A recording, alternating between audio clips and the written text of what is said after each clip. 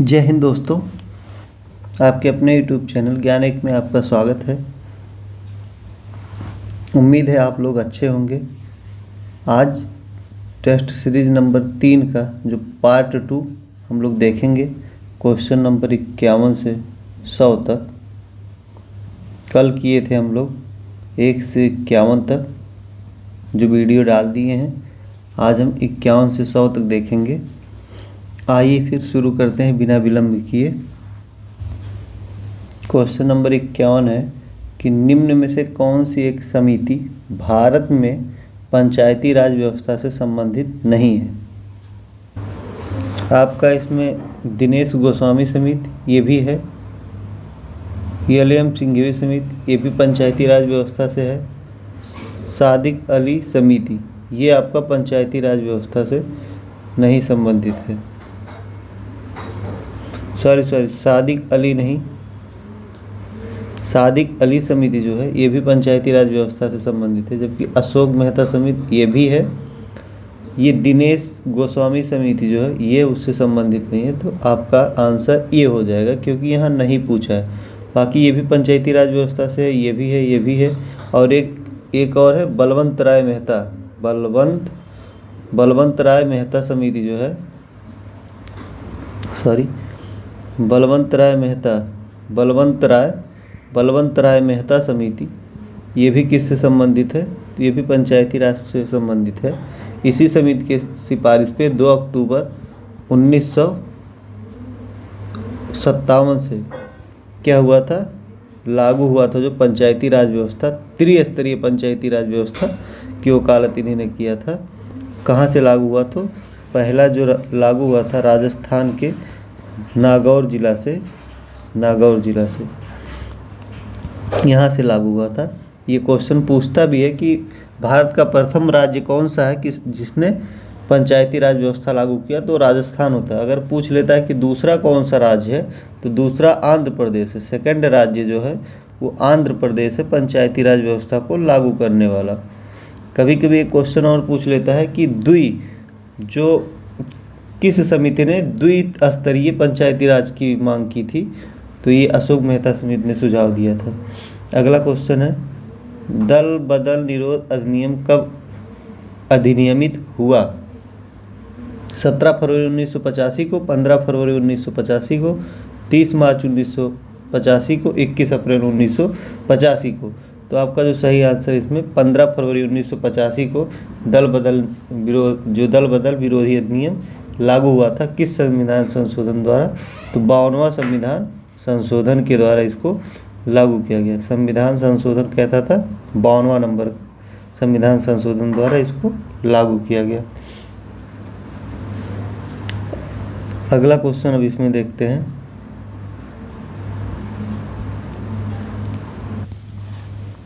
नीचे 2 कथन दिए गए हैं, जिनमें से एक को अभिकथन ए और दूसरे को कथन आर कहा गया है। अभिकथन ये है कि अनुच्छेद 368 के अंतर्गत संसद संविधान के किसी भी भाग में संशोधन कर सकती है। सही है आपका। ये अगला है कि संसद भारत की जनता द्वारा निर्वाचित उच्चतम विधायी संस्था है। तो आपका दोनों का दोनों ही सही है। इसके अनुसार आपका आंसर हो जाएगा ए और आर दोनों सही हैं, पर आर ए का सही व्याख्या करता है। तो ये आपका ऑप्शन सही हो जाएगा। अगला क्वेश्चन देखते हैं। अगला क्वेश्चन है कि राज्य विधानमंडलों के निर्वाचन हेतु सिद्धांतों में सम्मिलित है। यह वयस्क मताधिकार के आधार पर होंगे। प्रत्येक क्षेत्रीय निर्वाचन क्षेत्र के लिए केवल एक निर्वाचक सूची होगी। धर्म, प्रजाति, लिंग आदि के लिए निर्वाचक सूची बनाने में कोई स्थान नहीं है। अगला है कि राजनीतिक दलों को अपने स्वयं के मानक स्थापित करने की स्वतंत्रता होगी। तो इसमें से आपको आंसर चूज करना है। तो इसमें से जो आपका आंसर हो जाएगा उपरोक्त में से सही है। चारों विकल्प इसमें क्या है? सही है, राज्य विधानमंडल के हेतु। अगला क्वेश्चन देखते हैं। कि भारतीय संविधान के अनुच्छेद 371 जे के अंतर्गत देश के किस क्षेत्र को विशेष स्थिति प्रदान की गई है? नागालैंड, हैदराबाद और कर्नाटक, महाराष्ट्र और गुजरात, लद्दाख। तो आपका सही आंसर हो जाएगा हैदराबाद और कर्नाटक 371 जे के तहत व्यवस्था की गई है। यह व्यवस्था 98वां संविधान संशोधन के द्वारा किया गया था। 98वां कॉन्स्टिट्यूशन अमेंडमेंट बिल 2012 के द्वारा इस व्यवस्था को किया गया, भाग 4 में जोड़कर। अगला क्वेश्चन है कि निम्नलिखित में से किस एक के प्रतिस्थापित अन्य तीनों से भिन्न है?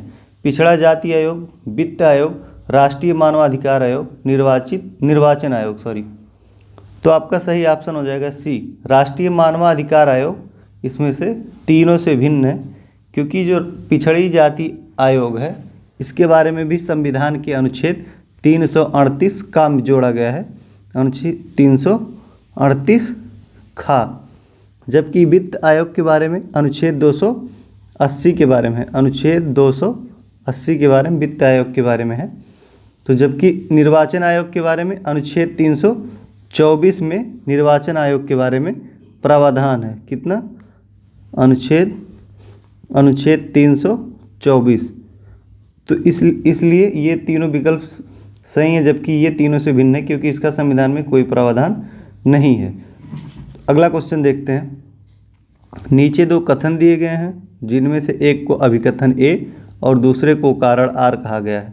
अभिकथन यह है कि राज्य वित्त आयोग एक संवैधानिक निकाय है, सही है।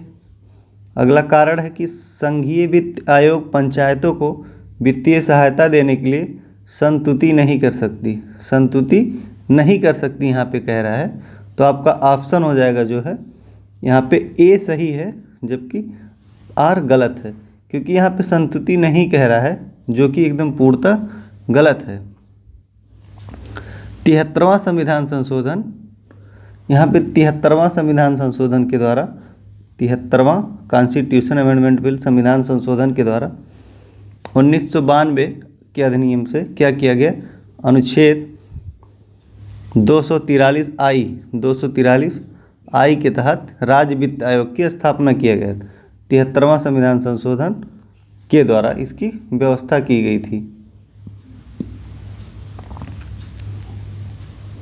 और यहीं पे जो कारण है इसका 283 के तहत, अनुच्छेद 283 के तहत व्यवस्था किया गया है कि संघीय जो संघ होगा वो वित्त आयोग, राज्य वित्त आयोग को के सिफारिश के आधार पर क्या राज्यों को पंचायत के लिए धन आवंटन करेगा या संसाधन उपलब्ध कराएगा, यहाँ पे जबकि नहीं कह रहा है। इस हिसाब से आपका आंसर सी सही हो जाएगा। अगला क्वेश्चन है कि भारतीय संविधान के अनुच्छेद 352 के अंतर्गत आपातकाल की घोषणा तभी की जा सकती है जब भारत के किसी भाग की सुरक्षा को निम्नलिखित में से खतरा हो। पहला, युद्ध के कारण, विदेशी आक्रमण के कारण, सशस्त्र विद्रोह के कारण, आंतरिक उपद्रव के कारण। तो ये आपका पहला भी सही है, दूसरा सही है, जबकि जो सशस्त्र विद्रोह है वो नहीं सही है। तो आपका इसमें इसके अनुसार आंसर हो जाएगा 1, 2। सॉरी दोस्तों, ये आपका आंतरिक उपद्रव सही है, ये सही है, ये सही है, जबकि ये सही है। ये चौथा जो है आंतरिक उपद्रव के कारण, ये नहीं सही है। इस हिसाब से आपका विकल्प सी होगा, क्योंकि जो आंतरिक उपद्रव है 44वां संविधान संशोधन के द्वारा, 44वां संविधान संशोधन 1978 के द्वारा इसको हटा दिया गया। इसलिए आपका 1, 2, 3 सही है, ऑप्शन सी सही होगा। अगला क्वेश्चन है, केंद्र, राज्य तथा राज्यों के मध्य आर्थिक संबंधों की विवेचना की गई है। तो अनुच्छेद नीचे है, अनुच्छेद 168 से 171 के अंतर्गत, अनुच्छेद 268 से 281 के अंतर्गत, अनुच्छेद 278 से 291 के अंतर्गत, अनुच्छेद 289 से 295 के अंतर्गत। तो इसमें आपका सही आंसर हो जाएगा 278 से 291 के अंतर्गत केंद्र और राज्य के मध्य आर्थिक संबंधों का जो है प्रावधान किया गया है। अगला क्वेश्चन देखते हैं। सॉरी दोस्तों, क्या हो रहा है, ये ऑप्शन बी होगा, 268 से 281 के अंतर्गत इसमें प्रावधान किया गया है। अगला क्वेश्चन देखते हैं। निम्नलिखित में से कौन सा राज्य के उच्च न्यायालय के मुख्य क्षेत्राधिकार नहीं है? यहाँ पे नहीं पूछ रहा है, तो परामर्श संबंधी क्षेत्राधिकार, प्रारंभिक क्षेत्राधिकार, निरीक्षण का क्षेत्राधिकार, अपीलीय क्षेत्राधिकार। तो आपका सही आंसर हो जाएगा जो परामर्श संबंधी क्षेत्राधिकार, ये क्या है, उच्च न्यायालय का मुख्य क्षेत्राधिकार नहीं है। इसकी व्यवस्था अनुच्छेद 143 में, भारतीय संविधान के अनुच्छेद 143 में की गई है। इसके अनुसार परामर्श संबंधी क्षेत्राधिकार केवल किसको है, 143 के अनुसार केवल सुप्रीम कोर्ट को है। सुप्रीम कोर्ट को, सर्वोच्च न्यायालय को दिया गया है। बाकी सारे आंसर सही है। अगला क्वेश्चन है कि निम्नलिखित कथनों पर विचार कीजिए तथा नीचे दिए गए कूट से अपना उत्तर चुनिए। पहला है, राज्यपाल को उच्च न्यायालय के न्यायाधीशों की नियुक्ति का अधिकार नहीं है, यह विधानमंडल का हिस्सा नहीं है, उन्हें विधान परिषद में कुछ सदस्यों को मनोनीत करने का अधिकार है, उनके पास कोई न्यायिक शक्ति नहीं है। तो इस हिसाब से आपका आंसर हो जाएगा, यहाँ पे ये नहीं कह रहा है, ये सही है, ये नहीं कर सकते हैं उच्च न्यायालय के न्यायाधीशों को, जो राष्ट्रपति करता है। जबकि दूसरा, ये विधानमंडल का हिस्सा नहीं है, तो ये भी आपका सही है। तो इस हिसाब से आपका ऑप्शन हो जाएगा क्या, ए और 1 और 2 दोनों सही हैं। जबकि ये गलत है, विधान परिषद में कुछ सदस्यों को मनोनीत करने का अधिकार है, ये गलत है। और उनके पास कोई न्यायिक शक्ति नहीं, ये भी गलत है, न्यायिक शक्ति है उनके पास। जैसे किसी को सज़ा को कम करना, ये सब न्यायिक शक्ति राज्यपाल के पास है। और राष्ट्रपति के पास भी क्षमादान की शक्ति, इनका जो है अनुच्छेद 161 के तहत क्या है, क्षमादान की शक्ति राज्यपाल की दी गई है। जबकि वहीं पे अनुच्छेद 72 के तहत राष्ट्रपति की क्या है, प्रेसिडेंट की क्षमादान की शक्ति है। इस हिसाब से आपका ये हो जाएगा, क्योंकि जो अनुच्छेद 2, ये जो राज्यपाल को उच्च न्यायालय के न्यायाधीशों की नियुक्ति का अधिकार नहीं है कह रहा है, तो ये सही है। 217 में, अनुच्छेद 217 के अनुसार क्या है कि उच्च न्यायालय के न्यायाधीशों की नियुक्ति कौन करेगा, राष्ट्रपति करेगा। ये 217 में व्यवस्था की गई है। तो ये आपका सही ऑप्शन हो जाएगा। और अगला जो है, ये क्या नाम है, राज्यपाल विधानमंडल का हिस्सा नहीं है, तो इसका ये आपका अनुच्छेद 168(1) के तहत राज्यपाल विधानमंडल का हिस्सा होगा। तो ये आपका गलत है, ये गलत है। जबकि उन्हें विधान परिषद में कुछ सदस्यों का मनोनीत करने का अधिकार है, ये तो सही है, तो ये गलत है।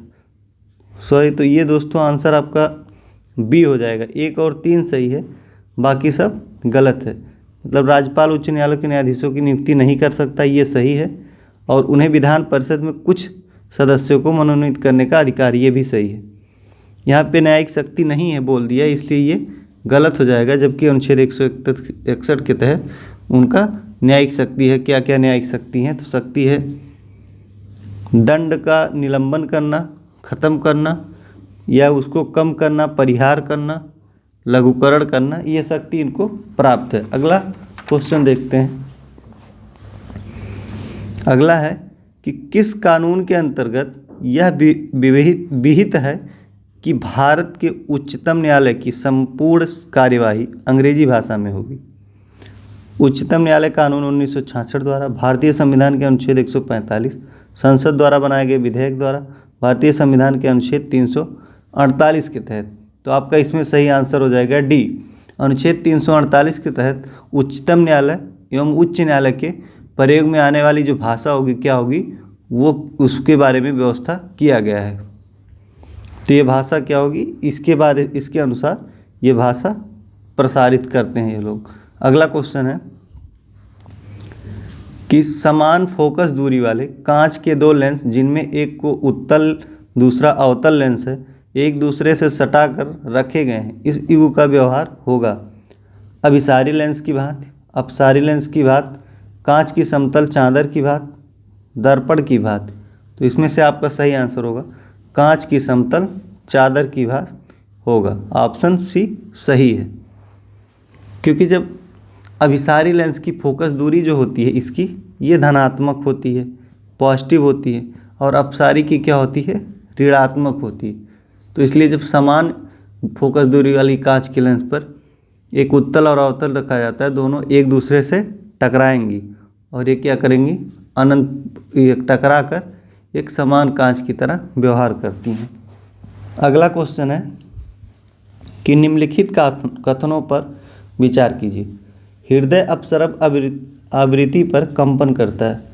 ध्वनि की गति गैस में द्रव ठोस की तुलना में अधिक होती है। मैक संख्या ध्वनि की गति वर्णित करने के लिए प्रयोग में लाते हैं। प्रसरब ध्वनि की आवृत्ति 20,000 हर्ट्ज से अधिक होती है। तो आपका ऑप्शन इसमें क्या हो जाएगा,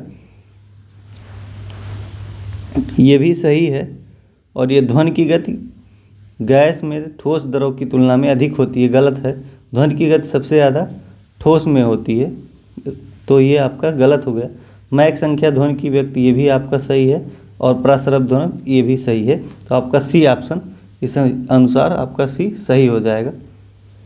अगला क्वेश्चन है कि सूची 1 को सूची 2 से सम्मिलित करें, नीचे दिए गए कूट की सहायता से सही उत्तर चुनें। सूची 1 है, सूची 2 उपकरण यंत्र है, यहाँ मापन इकाई है। आमीटर, इसे आमीटर पढ़ा जाता है। आमीटर की किसको नापा जाता है, आमीटर के द्वारा धारा को नापा जाता है। हाइग्रोमीटर सापेक्ष आर्द्रता मापा जाता है, जबकि यहीं पे स्प्रिंग तुला क्या होता है, तो इससे भार मापा जाता है। और बैरोमीटर से दाब मापा जाता है। तो इस अनुसार आपका आंसर क्या हो जाएगा, 3 4 1 2 सॉरी 3 4 2 1, आपका बी आंसर सही हो जाएगा। अगला क्वेश्चन है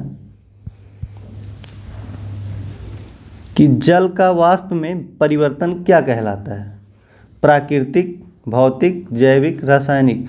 तो आपका सही हो जाएगा भौतिक परिवर्तन। जल का वाष्प में परिवर्तन भौतिक परिवर्तन कहलाता है, क्योंकि जल था, अब ये द्रव था, द्रव से कहाँ हो गया, जब जल होता है जल से वाष्प में हो रहा है, वाष्प में परिवर्तन हो रहा है।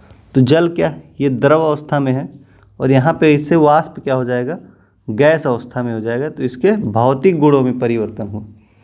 इसी तरीके से एक होता है हमारा कपूर। कपूर डायरेक्ट क्या होता है, जलता है तो वाष्पीकृत हो जाता है। तो ये कौन सा परिवर्तन होता है, ये भी भौतिक ही परिवर्तन होता है। अगला क्वेश्चन है, डॉक्टर, कलाकार एवं मूर्तिकार कैल्शियम सल्फेट का उपयोग करके जिसका लोकप्रिय नाम है कली का चूना, यानी कि अनबुझा चूना, चूना पत्थर, bleaching powder, plaster of Paris. इसका जो डॉक्टर लोग प्रयोग करते हैं, प्लास्टर ऑफ पेरिस का प्रयोग करते हैं। इसी का रासायनिक नाम क्या होता है, CaSO4 हाफ H2O। इसी को प्लास्टर ऑफ पेरिस कहा जाता है। ये जिप्सम का बना होता है। अगला क्वेश्चन देखते हैं, निम्नलिखित युग्मों में से कौन सा एक सही सुमेलित नहीं है, पूछ रहा है।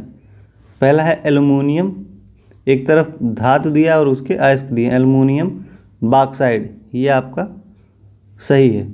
कॉपर सिनेबार, ये गलत है आपका। जिंक कैलामाइन, ये सही है। Ion haematite. तो कॉपर का जो सिनेबार नहीं होता है, कॉपर का जो होता है क्या होता है, इसका अयस्क होता है क्यूप्राइट। इसका अयस्क क्या होता है, क्यूप्राइट। तो ये आपका सही हो जाएगा। कॉपर यानी कि तांबा। तो ये आपका ऑप्शन इस अनुसार बी गलत है। तो कॉपर का क्या, क्यूप्राइट हो जाएगा। बाकी सारे एल्युमिनियम का अयस्क इसका सबका सही है। अगला क्वेश्चन है कि वर्मी कल्चर में प्रयुक्त वर्म होता है tape worm, silk worm, thread worm, earthworm. तो वर्मी कल्चर में प्रयोग क्या होता है? अर्थवर्म होता है, कि मतलब ये पृथ्वी में जो केचुआ होते हैं इन्हीं के द्वारा इसका निर्माण होता है। वर्मी मतलब कंपोस्ट जो होता है खाद का, केचुआ से निर्माण होता है। अगला क्वेश्चन है, नीचे दो कथन दिए गए हैं जिनमें से एक को अभिकथन ए और दूसरे को कारण आर कहा गया है। अभिकथन यह है कि साधारणतः यह देखा गया है कि लोहे की वस्तुएं जब वायुमंडल में अनिश्चित होती हैं तब वे भूरे पाउडर की परत से आच्छादित हो जाती हैं, जिसको जंग कहते हैं। कारण है जंग अर्थात भूरा पाउडर पदार्थ टैनिन के जमा होने से बनता है, जबकि ये गलत है। तो आपका सही आंसर क्या हो जाएगा? सही आंसर हो जाएगा इसमें आपका कि ये सही है परंतु आर गलत है, क्योंकि ये टैनिन नहीं होता है। टैनिन के कारण जंग लगने का कोई संबंध नहीं होता है। इससे क्या होता है कि ये आयरन जो होता है, लोहा जल से क्रिया करके आयरन ऑक्साइड बना लेता है, इसलिए भूरी हो जाती है परत। अगला क्वेश्चन देखते हैं। क्वेश्चन है अगला, नीचे दो कथन दिए गए हैं जिनमें से एक को अभिकथन है और दूसरे को कारण आर कहा गया है। अभिकथन ये है कि मरुस्थलीय पौधे के जड़ तंत्र काफ़ी लंबे होते हैं, ये आपका सही है। कारण है कि मृदा का उच्च तापमान जड़ विकास को प्रोत्साहित करता है, ये गलत है। मृदा का उच्च तापमान क्यों जड़ विकास के लिए प्रोत्साहित करेगा, ये आपका गलत है। तो आपका सही आंसर हो जाएगा ये सही है परंतु आर गलत है। तो अगला क्वेश्चन देखते हैं कि मरुस्थलीय पौधे के क्या होते हैं? तने छोटे होते हैं, भूमिगत हो जाते हैं, तो ये जल की खोज में काफ़ी नीचे चले जाते हैं। अगला क्वेश्चन है कि निम्नलिखित में से कौन सा लवण मानव हड्डी में सर्वाधिक मात्रा में पाया जाता है? मैग्नीशियम क्लोराइड नहीं हो सकता, calcium carbonate, calcium phosphate, sodium chloride. तो मानव की हड्डी में जो सबसे अधिक मात्रा में पाया जाता है कैल्शियम फास्फेट पाया जाता है, तो ये आपका ऑप्शन सी सही हो जाएगा। ये भी महत्वपूर्ण क्वेश्चन है। अगला क्वेश्चन है कि सूची 1-2 को सुमेलित करें तथा नीचे दिए गए कूट की सहायता से सही उत्तर चुनें। सूची 1 और यहाँ पे 2 है। विटामिन है एवं उनकी हीनता मतलब रोग, कमी से होने वाले रोग का नाम दिया है। पहला विटामिन है रेटिनाल। रेटिनाल की कमी से विटामिन क्या होता है? नेत्र का सूखना। दूसरा है टेकोफेराल, इसकी कमी से क्या होता है? बंधता होता है ये। और साइनोकोबालामिन की कमी से कौन सा रोग होता है? तो घातक रक्त पल्पता होता है। और पायराडॉक्सिन के मानसिक बीमारी। तो आपका सही ऑप्शन जो हो जाएगा इसमें क्या हो जाएगा? 3-4-1-2 3-4-1-2 बी ऑप्शन आपका सही हो जाएगा। अगला क्वेश्चन है अगला, यहाँ पे निम्नलिखित युग्मों में से कौन सा एक सही सुमेलित नहीं है पूछ रहा है, आपको नहीं बताना है। तो क्लोरोफिल मैग्नीशियम, हीमोग्लोबिन आयरन, खाने का नमक सोडियम, कपड़ा धोने का सोडा पोटेशियम, ये गलत है। ये आपका ऑप्शन डी गलत हो जाएगा इसके अकॉर्डिंग। और यहाँ पे एक चीज़ कह रहा है, ये जितने तत्व दिए हैं सबके महत्वपूर्ण सिर्फ इम्पॉर्टेंट वाले जो मुख्य भाग होता है वही तत्व दिए हैं। जैसे खाने का नमक जो होता है उसका पूरा फार्मूला NaCl होता है, तो यहाँ सोडियम दे दिया। हीमोग्लोबिन में आयरन पाए जाते हैं। तो आपका कपड़ा धोने का जो सोडा होता है इसमें क्या पाया जाता है? ये सोडियम कार्बोनेट पाया जाता है। तो पोटेशियम इसमें बोला है, इसलिए आपका आंसर सोडियम कार्बोनेट होता है। अब ये सही हो गया, तो आपका ऑप्शन ये हो जाएगा इसका आंसर। अगला क्वेश्चन है, मानव के मस्तिष्क के बारे में निम्नलिखित कथनों पर विचार कीजिए। मस्तिष्क हृदय गति को नियंत्रित करने के लिए उत्तरदायी है, या शरीर के संतुलन के लिए उत्तरदायित्व है। तो आपका दोनों का दोनों ऑप्शन सही है। यहाँ पे क्या कह रहा है फिर से देखते हैं। दोस्तों, मस्तिष्क हृदय गति को नियंत्रित करने के लिए उत्तरदायित्व है। मस्तिष्क का हृदय गति पे कोई नियंत्रण नहीं, ये गलत है। यह शरीर के संतुलन के लिए उत्तरदायित्व, ये भी गलत है। तो आपका इस हिसाब से क्या हो जाएगा? 75 का डी हो जाएगा। डी नहीं होगा दोस्तों, सी होगा, सॉरी। आपका ऑप्शन क्या हो जाएगा? सी। दोनों का दोनों ही सही है। मस्तिष्क जो होता है हमारे हृदय गति के नियंत्रण और शरीर संतुलन दोनों की क्रिया करता है। इसके लिए क्षमा चाहते हैं इस आंसर के लिए। तो अगला क्वेश्चन है, तृतीय प्रतिजन डिप्टी क्या है? तृतीय प्रतिजन डीपीटी, यहाँ पे डीपीटी बच्चों को दी जाती है, बचाव के लिए कारगर है। तो ये जो दी जाती है इसमें है रोहिणी, पोलियो, चेचक से, पोलियो, रोहिणी, टिटनेस से, चेचक, कुकर खांसी, टिटनेस से, रोहिणी, कुकुर खांसी, टिटनेस से। तो आपका इसमें 76 का जो ऑप्शन हो जाएगा डी, रोहिणी, कुकुर खांसी और टिटनेस से संबंधित है। यहाँ पे डीपीटी कह रहा है, तो डीपीटी का मतलब होता है फुल फॉर्म डिप्थेरिया। क्या होता है यहाँ पे? डिप्थेरिया, डिप्थेरिया होता है। और दूसरा होता है, इसको बोलते हैं पी से डीपीटी के तीर डिप्थेरिया, टिटनेस, एक होता है टेटनस आपका, टेटनस, और एक हो जाता है ओपिंग कफ। तो ये आपका सही हो जाएगा। डिप्थेरिया का जो हिंदी होता है वो रोहिणी होता है, और टिटनेस का टिटनस होता है, ओपिंग कफ का कुकुर खांसी होता है। तो आपका डी ऑप्शन सही हो जाएगा।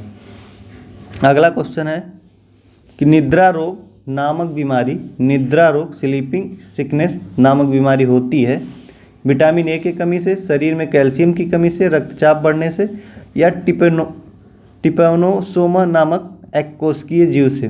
तो आपका सही आंसर इसमें क्या हो जाएगा? जो टिप्पैनोसोमा नामक एक कोशिकीय जीव होता है, तो आपका आंसर डी सही हो जाएगा। टिप्पैनोसोमा नामक एक कोशिकीय जीव से होता है। इसका जो वाहक होता है, इस जीव का वाहक कौन सा होता है? सीसी नामक जो मक्खी होती है, सीसी नामक मक्खी इस रोग का वाहक होता है। इसी के द्वारा इसका क्या होता है? बीमारी होता है। ये क्या करता है? ये निद्रा रोग तंत्रिका तंत्र को प्रभावित करता है। ठीक है। अगला क्वेश्चन है कि निम्नलिखित इग्मों में से कौन सा एक सही सुमेलित नहीं है? तो आपका 4 ऑप्शन है, अमीर खुसरो, एटा, मिर्जा गालिब, आगरा, जोश, मलिहाबाद, राम प्रसाद बिस्मिल, प्रयागराज। ये जो दिया है, चारों दिया है, कौन सा सुमेलित नहीं पूछ रहा है। ये जन्म स्थान है इनका। तो आपका सही सुमेलित कौन सा नहीं है?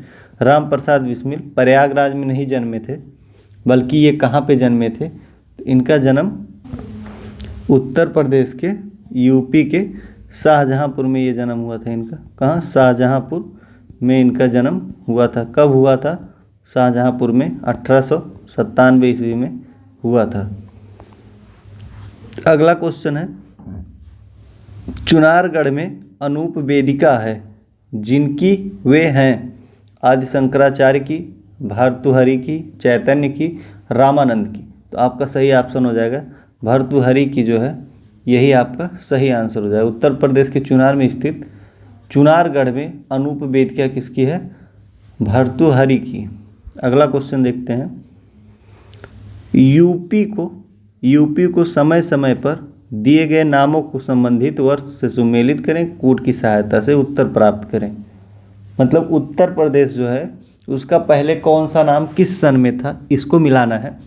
तो उत्तर पश्चिम जो नाम था, ये बहुत सबसे पहले उत्तर पश्चिम नाम था 1836 में। कब था? तो इसका हो जाएगा एक का हो जाएगा 4। और आगरा एवं अवध का संयुक्त प्रांत, ये कब नाम था? तो ये नाम था इसका 1877 में। कब था ये बहुत बाद में 1877 में 3 हो गया। संयुक्त प्रांत 1937 ईस्वी में इसका संयुक्त प्रांत था, और यहाँ पे आज़ादी के बाद हो गया उत्तर प्रदेश। तो आपका ऑप्शन हो जाएगा 4-3-2-1, 4-3-2-1। तो आपका ऑप्शन हो जाएगा 4-3-2-1, सी आंसर सही है। अगला क्वेश्चन है, उत्तर प्रदेश के निम्नलिखित नगरों में से किस एक का नगर निगम नहीं है? उत्तर प्रदेश के निम्नलिखित नगरों में से किस एक का नहीं है? अलीगढ़, बस्ती, मुरादाबाद, सहारनपुर। तो ऐसे ही पता चल रहा है कि सबसे छोटा जो शहर यहाँ पे बस्ती है, तो इसका एक नगर निगम नहीं है। उत्तर प्रदेश में टोटल 17 नगर निगम है। कितने? 17 नगर निगम है। नगर निगम है कौन कौन से हैं तो आपको हम बता रहे हैं एक एक करके। आगरा है, आगरा है, अलीगढ़ है, अयोध्या है, अयोध्या हो गया आपका, बरेली हो गया, फिरोजाबाद हो गया, फिरोजाबाद, गाजियाबाद, जेडजी, जेडबी हो गया, जेडबी, गाजियाबाद, गाजियाबाद हो गया, गाजियाबाद आपका हो गया, गोरखपुर हो गया, गोरखपुर, और आपका हो गया कानपुर, कानपुर हो गया, लखनऊ हो गया, लखनऊ, मथुरा, मेरठ, मुरादाबाद, मेरठ, मुरादाबाद, मुरादाबाद आपका हो गया, मुरादाबाद, प्रयागराज, प्रयागराज आपका हो गया, प्रयागराज, और शाहजहाँपुर, शाहजहाँपुर, शाहजहाँपुर हो गया, और वाराणसी, ये लास्ट है आपका वाराणसी। तो इतने आपके शहर हो गए जिसमें है नगर निगम। 1 2 3 4 5 6 7 8 9 10 11 12 13 14 15 16 17। तो ये आपका सही आंसर हो गया। अगला क्वेश्चन देखते हैं कि उत्तर प्रदेश राज्य पर्यटन विकास निगम लिमिटेड की स्थापना की गई 1974, 1978, 1984, 1990। तो आपका सही आंसर हो जाएगा 1974 में। वाणिज्यिक गतिविधियों को बढ़ावा देने के लिए इसकी स्थापना 1974 में की गई। अगला क्वेश्चन है कि उत्तर प्रदेश में मान्यता प्राप्त स्टॉक एक्सचेंज कौन है? तो स्टॉक एक्सचेंज कौन सा है उत्तर प्रदेश का? लखनऊ, कानपुर में, वाराणसी, गाजियाबाद में। तो आपका सही आंसर हो जाएगा कानपुर में। इसकी स्थापना कब की गई थी? तो 1982 में इसकी स्थापना की गई थी उत्तर प्रदेश स्टॉक एक्सचेंज में, कानपुर में। और भारत की जो स्टॉक एक्सचेंज है बॉम्बे स्टॉक एक्सचेंज सबसे पुरानी है। BSE बॉम्बे स्टॉक एक्सचेंज सबसे पुरानी है। अगला क्वेश्चन देखते हैं। उत्तर प्रदेश के निम्नलिखित नगरों की भौगोलिक क्षेत्रफल की दृष्टि से सही क्रम या अवरोही क्रम क्या है? अवरोही मतलब होता है क्षेत्रफल की दृष्टि से पूछ रहा है, मतलब बढ़ते हुए से घटते हुए, जैसे 4 3 2 1 ये आपका सबसे बड़ी संख्या, ऐसे ही लगाना है। तो इस हिसाब से वाराणसी, बागपत, संत रविदास नगर, गौतम बुद्ध नगर। तो आपका इसमें सही आंसर हो जाएगा जो डी आंसर सही हो जाएगा। वाराणसी, गौतम बुद्ध नगर, बागपत, संत रविदास नगर, ये आपका ऑप्शन सही हो जाएगा डी। अगला क्वेश्चन है कि जनगणना 2011 के अनुसार उत्तर प्रदेश की साक्षरता दर में 2001 से 11 तक वृद्धि हुई थी। इसमें वृद्धि आपकी कितनी हुई थी? 11.4%, 12.4%, 13.4%, 14.45%। तो आपका सही आंसर हो जाएगा 11.45%। 2001 से 11 के बीच में उत्तर प्रदेश की साक्षरता दर में वृद्धि हुई थी। अभी वर्तमान में उत्तर प्रदेश की जो साक्षरता दर है कितना है? उत्तर प्रदेश की साक्षरता दर कितना है? उत्तर प्रदेश की साक्षरता दर 67.68% है 2011 की जनगणना के अनुसार। अगला क्वेश्चन है, सूची 1 को सूची 2 से सुमेलित करें तथा नीचे दिए गए कोड की सहायता से सही उत्तर चुनिए। सूची 1 और 2 दिया है। सोनभद्र, यहाँ में जिला दिया और निर्मित वस्त्र दिया है। तो सोनभद्र में चूना पत्थर होता है, वाराणसी के नीचे। जबकि प्रयागराज में क्या होता है? तो प्रयागराज में शीशे वाली बालू। आपका यहाँ पे पूछ रहा है ललितपुर में क्या होता है? तो तांबा। और ये डी का 4 नॉन प्लास्टिक फायर। तो आपका ऑप्शन हो जाएगा इस हिसाब से बी 4 3 2 1 आंसर सही है। अगला क्वेश्चन देखते हैं। लाल मिट्टी पाई जाती है, जनपद दिया है आगरा एवं मथुरा, एटा तथा मैनपुरी में, मिर्ज़ापुर तथा झांसी में, सीतापुर तथा बाराबंकी में। तो आपका सही आंसर हो जाएगा मिर्ज़ापुर तथा झांसी में लाल मिट्टी पाया जाता है। अगला क्वेश्चन देखते हैं। निम्नलिखित में से कौन सा एक जनपद मध्य गंगा नहर से लाभान्वित नहीं होता है? आगरा, मथुरा, हाथरस और अलीगढ़। तो इसमें सही आंसर आपका हो जाएगा जो है जो हाथरस है ये इससे लाभान्वित नहीं होता, बाकी तीनों राज्य क्या होते हैं, लाभान्वित, तीनों जिले होते हैं। तो आपका सही आंसर हो जाएगा इसमें डी, हाथरस होता है, सॉरी आगरा नहीं होता। किससे पूछ रहे हैं, गंगा नहर से पूछ रहा है। तो आगरा में मथुरा यमुना नहर जो है प्रवाहित होती, बाकी 2, 3, 4 ये सही है। अगला क्वेश्चन है, निम्नलिखित नदियों में से कौन सी एक उत्तर प्रदेश होकर नहीं गुजरती है।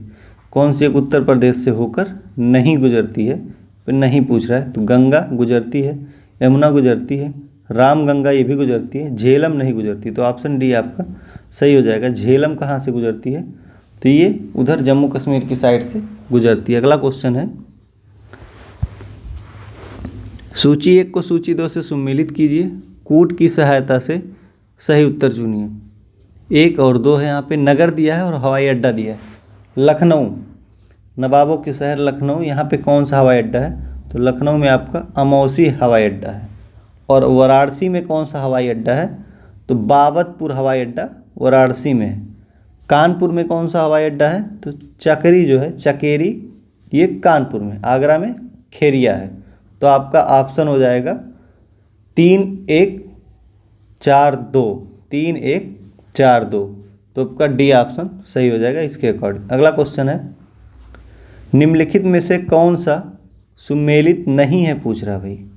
नहीं आल्हा, महोबा, रसिया, बरसाना, कजरी, मिर्ज़ापुर, बिरहा, कन्नौज।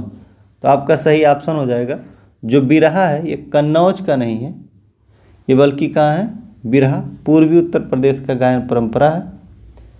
ये गलत हो गया, कन्नौज गलत हो गया आपका, पूर्वी उत्तर प्रदेश से संबंधित है। तो अगला क्वेश्चन देखते हैं कि निम्नलिखित में से किसने लखनऊ के सांस्कृतिक क्रियाकलापों में योगदान नहीं दिया है या नहीं दिया था।